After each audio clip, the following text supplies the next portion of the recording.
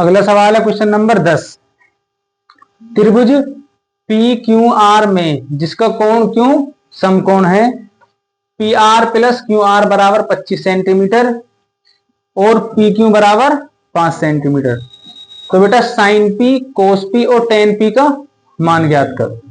ठीक है, अब देखो, क्योंकि जब इसका हम सॉल्यूशन करेंगे बेटा, क्योंकि त्रिभुज पी क्यू आर में एंगल क्यू जो है हमारे पास, एंगल क्यू बराबर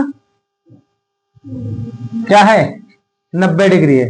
ठीक, इसलिए पाइथागोरस प्रमेय से, पाइथागोरस प्रमेय से, तो पाइथागोरस प्रमेय क्यों क्या होती है बेटा,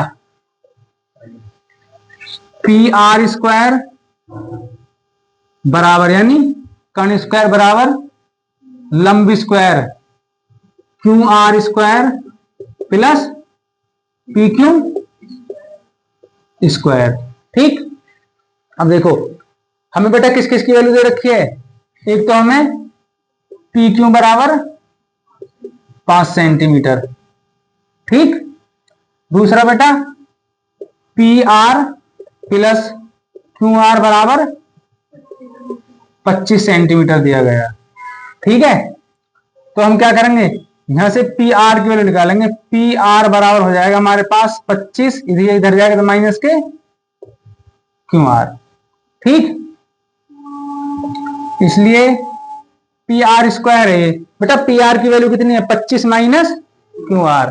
तो पी आर की वैल्यू रखो 25 माइनस क्यू आर, और बेटा इसका स्क्वायर है तो स्क्वायर लगा दो बराबर। क्यू आर की वैल्यू कितनी दे रखी है, क्यू आर की वैल्यू नहीं दे रखी, तो क्यू आर स्क्वायर ऐसे ही छोड़ो, फिर प्लस पी क्यू की वैल्यू कितनी दे रखी है बेटा 5, तो 5 का स्क्वायर। अब देखो इसे ए मानो इसे बी मानो, तो ये क्या हो जाएगा, ए माइनस बी का होल स्क्वायर। तो बेटा क्या हो जाएगा, 25 का square minus plus Q R का स्क्वायर माइनस के 2, ए की वैल्यू कितनी बेटा 25 और बी की वैल्यू क्यू आर बराबर, ये क्यू आर स्क्वायर है और प्लस 5 का स्क्वायर 25।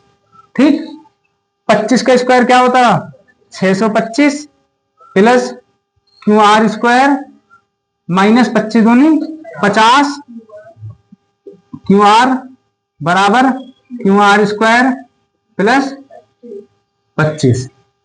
अब देखो बेटा इधर भी क्यू आर स्क्वायर है, इधर भी क्यू आर स्क्वायर है, जब ये क्यू आर स्क्वायर इधर आएगा तो माइनस का होएगा, तो इधर आके ये माइनस का क्यू आर स्क्वायर हो जाएगा, प्लस का क्यू आर स्क्वायर पहले ही है, इसका मतलब ये कट जाएंगे दोनों।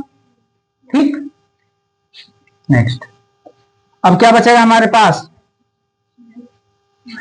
625 माइनस 50 क्यू आर बराबर 25।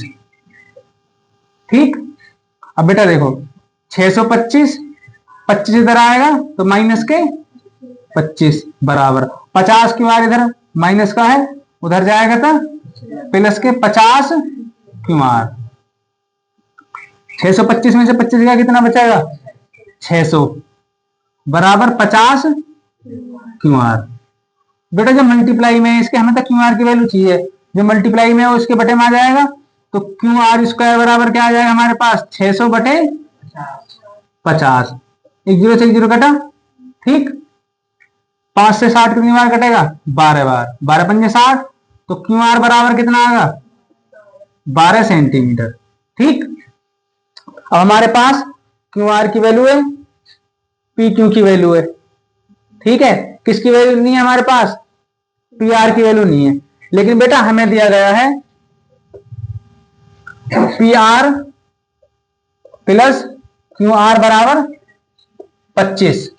बेटा क्यू आर की वैल्यू कितनी है 12, तो P R plus Q R की वैल्यू 12 बराबर 25, तो पी आर बराबर कितना हो जाएगा 25 माइनस 12, तो बेटा पी आर बराबर क्या आ जाएगा 13 सेंटीमीटर।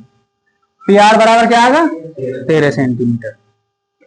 इसका मतलब पी आर की वैल्यू कितनी है, पी और आर की वैल्यू 13 सेंटीमीटर। उसके बाद बेटा पी क्यू की वैल्यू कितनी है, पी और क्यू की वैल्यू कितनी है 5 सेंटीमीटर। और बेटा क्यू आर की वैल्यू कितनी है 12 सेंटीमीटर। ठीक है, अब हमसे किसकी वैल्यू पूछी है, साइन पी। किसकी वैल्यू पूछी है, साइन पी। तो साइन पी की वैल्यू जब हम निकालेंगे तो साइन पी बराबर क्या होता है, लंब बटे कर्ण। बेटा ये वाला एंगल है तो इसके सामने वाली वजह तो ऑलरेडी लंबे वो लंबी रहेगी, तो क्या आ जाएगा लंब बटे कर्ण यानी कि 12 बटे 13। ठीक, उसके बाद किसकी वैल्यू पूछी है, कोस पी की।